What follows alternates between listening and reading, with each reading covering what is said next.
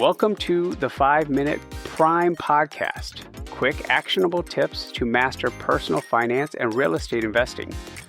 In just 5 minutes a day, we'll help you build wealth and achieve financial freedom. Hey Prime investors, Martin Maxwell here, and welcome back to the 5-Minute Prime Podcast. This is episode 59. All right, last week we started a critical conversation about broadening our playbooks, about looking beyond the familiar single-family rental to find opportunity in a shifting market. I was blown away by the feedback, and one topic in particular dominated my inbox. It's an asset class that's hiding in plain sight in every town in America. It's not glamorous. It won't be the subject of a reality TV show. But it's an asset that has for decades quietly generated some of the most consistent and impressive returns in all of real estate. I'm talking about self-storage. And I get it. It sounds boring, concrete slabs and roll-up metal doors. But I want you to look past that, because behind that simple facade is a financial engine of remarkable power and resilience. In a market like we have today in mid-2025, a market that rewards cash flow and punishes speculation, understanding this business isn't just an interesting idea, it's a strategic imperative. So today, we're going past the surface level. We are unlocking the complete playbook for investing in America's extra closet.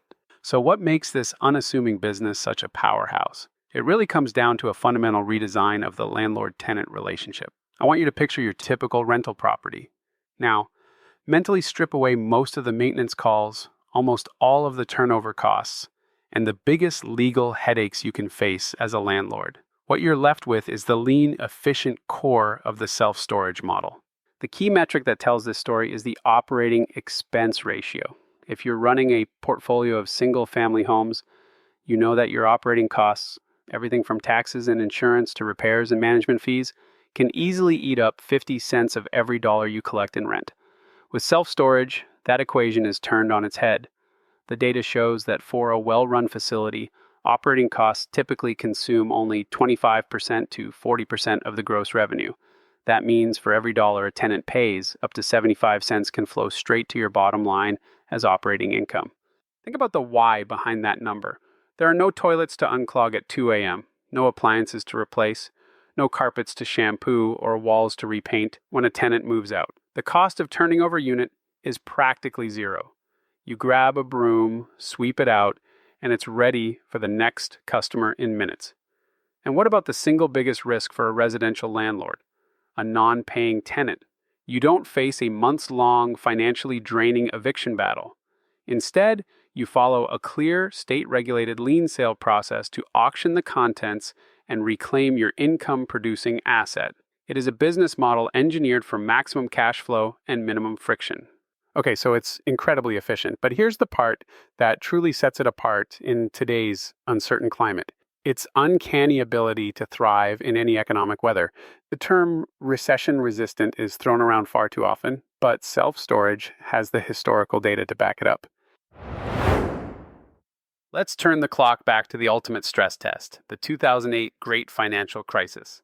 As the entire real estate market was collapsing, self-storage did something that shocked analysts. While other real estate sectors were in absolute freefall, data from the National Association of Real Estate Investment Trusts showed that self-storage was the only major real estate sector to post a positive total return, gaining 5% in 2008. How is that possible? It's because demand is permanently bolted to life's transitions, what the industry calls the 4 Ds: death, divorce, downsizing, and dislocation. Life is messy and unpredictable, and self-storage profits from that beautiful chaos. In a booming economy, people move for new jobs, start businesses, and buy boats. In a bust, people sell their homes, move in with family, and consolidate households. Both scenarios create an urgent need for storage. And don't make the mistake of thinking this is just for apartment dwellers. The data reveals that nearly 70% of all self-storage customers are actually homeowners, people with garages and attics who are still overflowing. It is an all-weather asset that benefits from both economic expansion and contraction. So the model is powerful and the demand is permanent. That brings us to the most important question on the table. How can you, an individual investor, actually get in the game? There are really 3 distinct paths, each suited to a different type of investor. First, there's the simplest and most liquid route, becoming a public REIT investor. This is the one-click diversification play. You can buy shares in the massive publicly traded companies that dominate the landscape like Public Storage or Extra Space Storage right from your brokerage account. You get professional management and a stake in thousands of properties overnight. For investors who prioritize liquidity, it's a fantastic way to gain exposure. And as of mid-2025, the dividend yields were hovering around a very respectable 4.20%. Second, there's the most entrepreneurial path, becoming a direct owner. This is the playbook for the empire builder. You go out and buy your own facility. The real opportunity here isn't in the risky game of building new, but in finding an existing underperforming property. And this is a surprisingly target-rich environment. It's estimated that around 70% of storage facilities in the US are still owned by small mom-and-pop operators, many of whom are nearing retirement and haven't kept up with modern marketing or technology. You find one of these gems, inject some capital for upgrades, add a modern website with online rentals, and you can dramatically increase the income and force the property's appreciation. Third, there's the powerful middle ground, becoming a private syndication partner.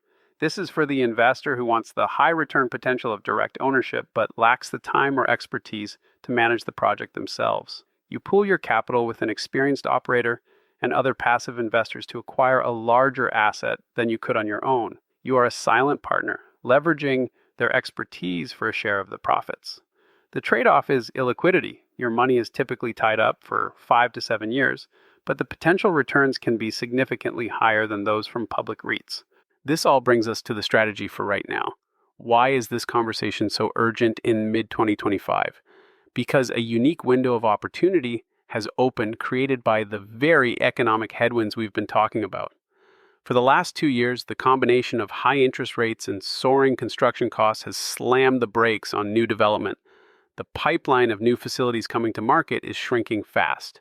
In fact, as of this spring, new supply under construction had fallen to just 2.8% of the existing national inventory. That figure is projected to keep falling over the next couple of years, creating what I call a development moat around existing facilities. Think about what that means. With less new competition coming online, existing owners are facing a market of steady, non-discretionary demand.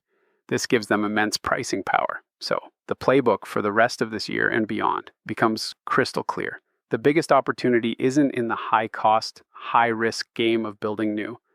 It is in executing that value-add strategy we just talked about, hunting for those Class B and C mom-and-pop facilities. And here's the secret weapon for the individual investor. Because self-storage is considered an active business, you can often use SBA loans to finance the purchase, which can allow for a down payment as low as 10%, a massive advantage that dramatically lowers the barrier to entry. So let's bring it all home. The biggest profits in investing are often found in the most overlooked, boring corners of the market. Self-storage is more than just concrete and steel. It's a sophisticated, highly efficient, and resilient business model that offers a powerful way to diversify away from the headaches of traditional rentals. It's a business built for cash flow in a market that demands it. This isn't for the casual participant, but for the serious, educated investor, it is a truly target-rich environment. Now, your challenge today. Become a local market detective. Your mission this week is simple. Go to Google Maps and type in self-storage near me. Pick 3 facilities within a 5-mile radius of your home. Look at their websites. Do they look like they were built in 1998? Can you rent a unit online? What do their Google reviews say? The goal is to move from passive listening to active investigation. Start seeing your own city as a map of potential opportunities. Thanks for tuning in to episode 59. I'm Martin Maxwell. Keep learning, stay strategic, and keep building one smart move at a time.